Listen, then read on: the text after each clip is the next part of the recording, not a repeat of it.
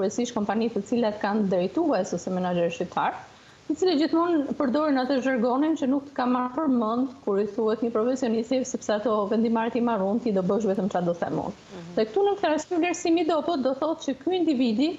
nuk ka të tendencën që neve në këtë rast i quajmë procese krijimtarie përgjatë zhvillimit të një aktiviteti pune, sepse ti je krijues nuk do thotë ti je vetëm artist. Në çdo moment njeriu për të realizuar një punë do t'i duhet të mendojë, të zhvillojë procesin të mendimit. Dhe në momentin që kemi të bëjmë me punonjës të pavlerësuar dhe të papaguar, profesionist të pavlerësuar dhe të papaguar, mungesë të përdorimit të teknikës dhe teknologjisë në nivele të larta.